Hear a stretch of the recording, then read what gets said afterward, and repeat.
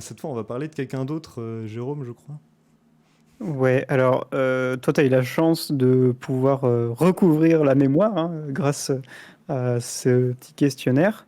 Bah, je pense que ça va être à mon tour, hein, parce Hmm. que je sais toujours pas, là ça fait plus d'une heure qu'on parle, mais je fais un truc, je sais toujours pas qui je suis moi. Donc il serait temps un petit peu de me connaître moi-même. Alors je vais te poser quelques questions. Euh, Déjà, c'est quoi? J'ai pas trop compris en fait. C'est parce que tu as parlé d'introduction à un moment que je donnais mon pseudonyme. C'est quoi? C'est Jérôme quoi? C'est Jérôme FZ. FZ, J-E-R-O-M-E, FZ, en majuscule. D'accord. Et pourquoi? Hmm. Le FZ. Ah, le FZ. Tel le One Piece, c'est l'un des plus grands mystères qui n'a jamais été résolu depuis plus de 20 ans après son apparition.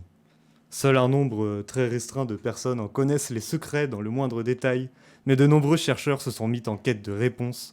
Autour du FZ sont dissimulés dans notre vie quotidienne de nombreux indices dont la tâche la plus ardue n'est pas de les trouver, mais de les assembler. De nos jours, nous le voyons partout, sur Internet, sur les murs, et jusque sur nos plaques de voiture. Je vais te raconter ce qu'il en est, car le FZ pourrait bien être la clé de ton identité. Pour nous Mhm. autres, tout a commencé en été 2018. Voilà, donc c'était juste pour vous dire que ça sert à rien de chercher parce qu'il y a. Je comprends pas ce que vous essayez de faire. Il n'y a pas d'énigme ou quoi que ce soit. Je sais pas. Essayez de sortir un petit peu, je m'en ai pas, des choses comme ça, comme là. Et voilà, vous prenez pas la tête sur des énigmes, surtout, il n'y a rien. Je veux dire, des fois je peux être fatigué ou j'en sais rien. Je suis sorti d'un tournage, donc voilà, je peux juste donner des. Je peux juste dire des conneries, c'est tout. Ça arrive à tout le monde. Je pense qu'il y en a à cause de. Il y en a qui sont un petit peu trop dans le complot, je pense. Donc voilà, juste profiter de la vie et soyez heureux. Ce genre d'enregistrement vidéo poussèrent les chercheurs du monde entier à s'aventurer en forêt. Au départ, il n'y avait que quelques indices dans les posts Facebook, progressivement publiés au cours de l'été. Il fallait trouver 3 clés. 3 clés qui, d'après nos recherches, formaient 3 mots énigmatiques. Smile, Adam, FZ. À travers un système de mots de passe sur un site internet secret, nous découvrions peu à peu de nouvelles énigmes, de nouveaux codes à déchiffrer, mais surtout de nouvelles phrases mystérieuses. Organisation agit en dehors des lois. Made Adam prevent me from telling the truth. The three are the key. Everything is connected. Tout est lié. Par la suite, nous savons que ces 3 clés évoquaient une organisation étrange, un individu menaçant, et ce fameux sigle FZ dont nous sommes encore loin de comprendre la signification. Jusqu'au fond d'un bois, je suis allé récupérer une clé USB, contenant pourtant si peu de réponses. Ok, je sais qu'il y en a qui se posent beaucoup de questions, mais je peux vraiment pas vous répondre. Ça me mettrait beaucoup trop en danger. On a après moi. Le premier message du site parle de moi. Comment je peux le savoir, ça importe peu. Je ne peux pas l'en empêcher. Mais il y a quelque chose de plus grand derrière, d'accord? Ça, c'est pas important. Vous devez le trouver avant eux. Je parle de mon plus grand secret, ce que je vous ai toujours caché. Vous m'avez tous demandé au moins une fois sa signification. Surtout, publiez cette vidéo sur le groupe si vous le trouvez. Il y a 3 clés. Et surtout, trouvez ce que veut dire. Si ce que tu sais être ton plus grand secret n'a pas été révélé depuis plus de 12 ans, et que le FZ gravite autour de toi sans se manifester dans notre quotidien, nous redoutons ce que peut-être toi-même tu redoutais à l'époque, la résurgence de tes démons intérieurs. Et pour nous autres, en quête du secret perdu, il est possible que rien ne s'explique véritablement. Hmm. C'est très énigmatique, on dirait presque un film en fait, ma vie, c'est ça? Ouais, c'est très étrange. En tout cas, moi, je pousserais les chercheurs et les novices du monde entier à percer ce mystère. J'avais l'air quand même assez inquiet, mais avec tous ces mystères, est-ce qu'on sait vraiment d'où est-ce que je viens? Ah, tu ne t'en rappelles donc plus? Eh Non. ben, tu ne viens pas de Bretagne, en fait, mais en dehors de ses frontières, à l'est. Mais s'il fallait parler en des termes plus culturels, pour faire écho à la question que je t'ai posée sur moi tout à l'heure, tu es un enfant de la toile qui a grandi avec Internet dans les années 2000 et qui a ensuite pris part à l'aventure des nombreux créateurs libres et autonomes du web. Alors on va un petit peu sortir du mood que j'avais installé à la question précédente, parce que je vais te passer un petit extrait qui devrait te rafraîchir la mémoire. 69.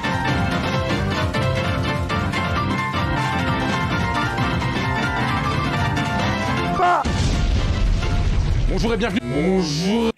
Bonjour. Dans le 69. avec Antoine Daniel, numéro 69. Voilà pour les questions que vous m'avez posées sur Twitter. J'avance à tâtons.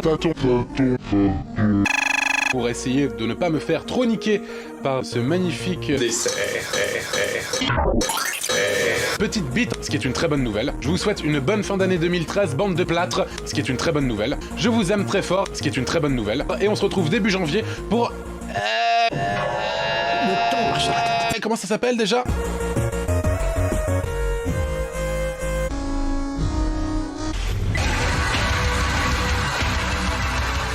Pour... Comment ça s'appelle déjà ? Alors ce bref passé de montage vidéo te rappelle-t-il quelque chose ? J'ai l'impression d'être un être cryptique, codé, qui est entouré par de nombreux codes de l'internet. Disons que voilà, c'est la petite la poupe culture qui ressurgit encore aujourd'hui en toile de fond parfois. Et bon, évidemment en parallèle, ton parcours dans l'audiovisuel t'a donné occasion de t'essayer à des formats, bien sûr, qui n'ont rien à voir, mais absolument rien à voir, bien entendu. Tristan, le stalker éternel, rêvant de jours passés en sa compagnie. Comme si ça allait arriver. Oh puis merde, j'ai un pouvoir de super-héros, ça pète la classe.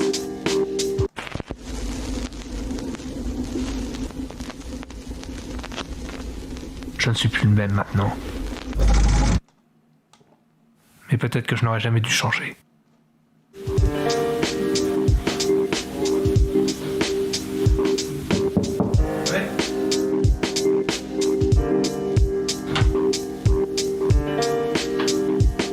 Je peux te parler? Bah ouais, vas-y. Non mais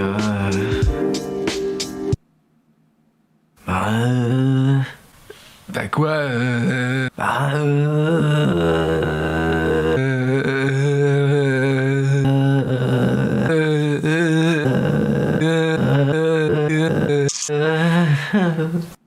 Bon, ça n'a rien à voir, évidemment, avec ce que tu avais fait dans tes YouTube poop, bien sûr.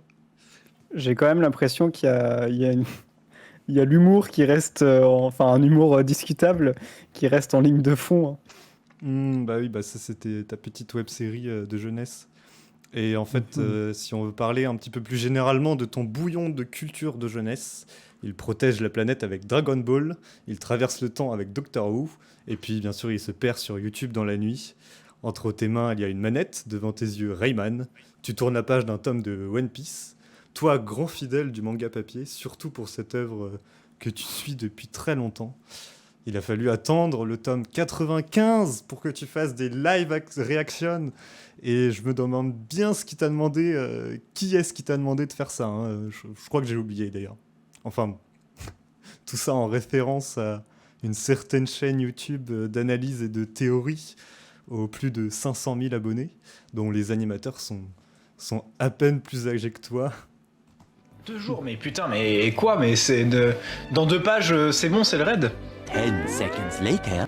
Voilà, c'est ce que j'ai dit. Ils sont la veille du raid. Je les call, j'ai dit dans 2 pages, c'est le début du raid. Dans 2 pages, c'est bon, c'est le raid. Voilà, c'est ce que j'ai dit. Bon, le reste est à découvrir sur une chaîne YouTube dont tout le monde devinera aisément le nom. Donc il y a encore le côté humour. Finalement, je crois que je suis quelqu'un de très drôle, non? Je sais pas, je pense que je peux dire oui. Waouh, la réaction ne me rassure pas du tout. On va dire que je suis quelqu'un de drôle, d'accord? Ouais, on va dire ça. Ok. Bon alors, ok, tu m'as mis le doute sur ma personnalité, mais d'accord. Quelles sont mes valeurs? Alors là, j'ai Je t'avoue que s'il fallait décrire un ensemble de grands principes ou d'idéologies qui t'appartiennent, j'aurais un peu de mal parce que c'est pas ce qui ressort le plus quand je pense à toi. Tu as peut-être justement une construction de pensée libre qui s'affranchit en fait de toute influence partisane, contrairement à moi, d'après ce que j'ai compris dans ton interview tout à l'heure. Alors, avec un œil d'artiste, tu ne prends pas parti, tu observes, tu témoignes, tu offres ta vision sans la poser. Mais surtout, je pense que c'est ta volonté d'indépendance qui guide ton geste moral, c'est-à-dire une pensée indépendante, mais aussi tournée vers soi, réfléchir à ce que tu es, à ce que tu vas faire, à comment te hisser dans les hautes sphères de la création. Donc, je crois que ce qui caractérise tes valeurs, en fait, c'est pas de vouloir guider ni influencer d'autres gens directement, de manière directe, mais peut-être avant tout de comprendre et de s'inspirer des parcours les plus passionnants chez certaines personnes et de travailler d'arrache-pied sur soi-même afin de les imiter ou d'atteindre en tout cas son objectif perso. Enfin, en tout cas, c'est une notion de progression personnelle que j'ai le plus retenue. Pour la suite, je pense que tu me réserves encore mieux à l'avenir. Bah, on verra, mais en tout cas, ça me plaît bien cette manière de penser. Je pense que je vais l'adopter, si je me souviens pas en tout cas de plus que ça.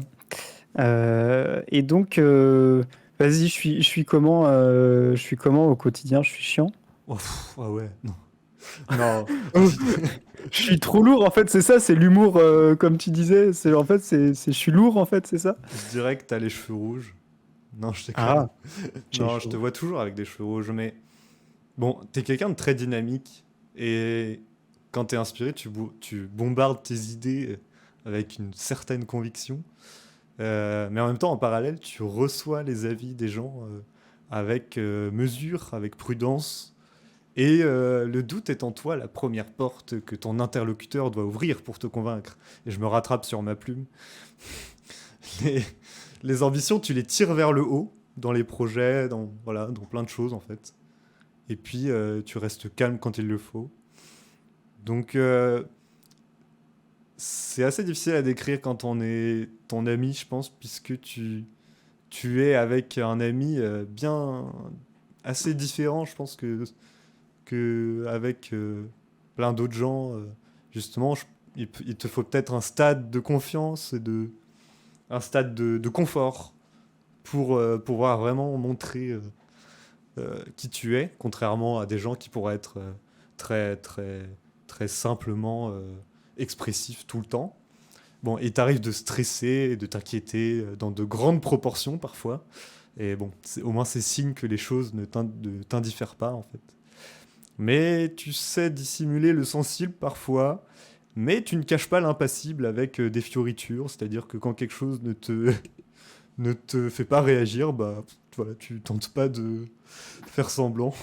Et voilà, tu confies tes expériences passées, mais tu gardes tes secrets, bien sûr, on en a déjà parlé. Et alors, ce qui est un peu notable, c'est que tu t'amuses avec les surprises, avec l'étonnant. Tu cherches, t'es à la chasse aux réactions de tes potes. Et tu voudrais tout prévoir, avoir 10 coups d'avance. On t'imagine mastermind tellement tu en as fait cette réputation. Mais bon, si tu veux plus de détails, on peut aussi observer ce que donnerait un bon équilibre entre la personnalité de Killua et celle de Kurapika dans Hunter x Hunter. D'accord, Mais je un bon vois. équilibre. Un équilibre positif. Donc en fait, je suis un personnage protéiforme. Ouais, je crois que c'est totalement ça. Et je suis aussi un fan favorite parce que Killua et Kurapika, c'est quand même assez populaire. Ok. Alors, Tiens, est-ce que j'ai des passions? Est-ce que j'ai des trucs que j'aime genre vraiment plus que tout? Ou est-ce que je reste protéiforme jusqu'au bout? Bah moi je me demande vraiment, je pense que c'est assez superflu de rappeler que l'une de tes grandes passions, c'est le manga, puisqu'elle fait l'objet de notre présence ici ce soir. Mais en revanche, je pourrais évoquer certains de tes centres d'intérêt qui transparaissent moins dans nos émissions. Et c'est peut-être justement pour ça que on est en train de s'interviewer l'un l'autre ce soir. Voilà, en tout cas, pour l'instant, c'est peut-être des centres d'intérêt qui sont apparus de manière un peu moins évidente. En tout cas, je crois que, pour parler de passion, je crois que tu pourrais pas vivre sans écrire, mais surtout sans espérer voir ces écritures se concrétiser dans leur forme finale, en court-métrage, en film, mais aussi en manga. Et il existe chez toi, comme tous les créateurs introspectifs dont tu fais partie, un imaginaire doublé d'une expression de soi, d'une intention qui n'attendent que de trouver leurs mots. Donc ça veut dire que je suis un mec lourd et expressif, c'est ça? Un mec lourd et expressif, avec un humour vaseux. Mhm. Donc je suis un artiste, ok. Ça commence à faire pas mal de petits titres. Faudrait que j'essaie de me souvenir un petit peu de tout ça. Heureusement, nous avons des replays disponibles sur la chaîne. Ça fait sacrément beaucoup d'étiquettes, ouais. Et je suis sûr, je suis sportif, non? Ah, bon. Bah ouais, enfin... Bon, t'as l'esprit et la volonté, quoi, de te hisser au-dessus du filet, comme dans IQ. Ouais, carrément. Mais bon, je dois t'avouer que ton corps a peut-être un peu de mal à suivre la cadence de tes ambitions. Je suis comme Johnny, j'ai plus de jambes. Enfin, j'ai plus de jambes. Ce serait difficile de l'oublier, ça. Mais non, bah bon, voilà, quoi. Après, des fois, tu t'endors quand on a des réunions. C'est pas vrai. Non, c'est pas vrai. Moi, je m'en souviens pas, en tout cas, donc Ouais, non, mais bien sûr. tu peux pas prouver. Après, voilà, il y a des petits craquages au niveau du dos et de la nuque, quoi. Mais non, sinon tout va bien. Je veux dire, c'est pas comme si, à un moment donné, en plein tournage, t'avais dû rentrer chez toi et te poser dans ton lit parce que c'était terminé, quoi. Mais... Ouais, ce serait Enfin, pas je aussi sais grave plus. que ça, quand même, mon état de Je sais santé. plus exactement comment ça s'est passé, mais en tout cas, c'était quelque chose comme ça, quoi. Voilà, non, enfin, c'était pas quelque chose comme ça, puisque ça Non, n'est du jamais coup, arrivé. oui, voilà, exactement. Donc, oui, bon, oui, donc j'ai l'esprit sportif. Mm. Et je fais quoi dans cette radio? Bah, je me demande toujours, en fait, qu'est-ce que tu fous? Non, c'est assez simple, en fait. T'avais envie de t'exprimer sur les différentes œuvres de l'univers manga et de la japanimation, et notamment sur tout ce qui peut être standard, non conventionnel. En fait, bon, c'est toi, hein. C'est toi qui es à l'origine de ce podcast. C'est Ah ouais? surtout toi, et oui. L'idée, c'était de créer un talk show ensemble pour qu'on puisse échanger en présence d'autres personnes, même inconnues, des auditeurs web, en fait. Donc avoir toutes ces discussions que l'on a entre nous et pouvoir les partager à ceux qui s'y intéressent. Parce que bon, c'est vrai, quoi, on en dit des choses passionnantes, non? Bah ouais, j'ai l'impression. Enfin, en tout cas sur cette émission, parce que les autres, quoique ça commence à me revenir un petit peu, les précédentes émissions. Ah, Dreamland. Dreamland, ah oui. Bah, au-delà de ça, je pense qu'il se cache en toi un certain désir de voir tes mangas préférés gagner en reconnaissance auprès du public français. Et si c'est déjà le cas, de diffuser des visions et des lectures tantôt alternatives ou tantôt plus profondes de l'œuvre que ce qu'un lecteur développerait aux premiers abords à la lecture. C'est vrai que maintenant que tu dis ça, je pense que je ferais que je fasse un mémoire de tout ça. Alors tu tiens ton rôle d'animateur, hein, à ta façon. En quête de défi radiophonique, tu es gardien de la cohérence quand mes propositions s'en éloignent. Et tu me repêches en plein direct quand ma concentration se perd dans la technique ou quand je bois un coup, par exemple. Enfin bref, tu possèdes l'introduction et en gros, je gère les transitions. Ok, d'accord. Et en parlant de transition, t'en as pas une à gérer là? Ah, alors en fait, c'est vrai ça, mais je suis en train de me perdre. Effectivement, j'ai une transition et on peut voir à quel point ma capacité d'adaptation dans cette radio n'est pas du tout au point, car tu viens de complètement passer à côté de mon script. Et du coup, Non, je le savais, en fait, je suis juste un mec relou, c'est ça? Je suis plus du tout dans le process. Mais en tout cas, je pense que pour conclure en beauté, on peut s'arrêter sur une de tes anciennes créations qui fera peut-être un effet thérapeutique final contre ton amnésie. Vas-y, envoie. Excusez-moi, mademoiselle, il semblerait que vous ayez une mademoiselle dans votre bagage à main. Il semblerait que vous ayez une marchandise suspecte dans votre bagage à main. Ah bon? C'est quoi? Il est formellement interdit d'entrer dans l'appareil avec une marchandise suspecte. Ah bon? Excusez-moi, bagage à main. Suspecte, une numéro. C'est très bien qu'on n'a pas le droit. Avec une numéro. Connard! Ils m'ont saoulé. Et toi, tu dis rien. Bah ouais, ils m'ont laissé mon ananas. Voilà, alors ça t'évoque quelque chose tout ça? Mec, j'ai juste retrouvé la mémoire, en fait, c'est incroyable. Bah voilà, je savais bien que ça allait avoir je savais bien que ça allait avoir son effet.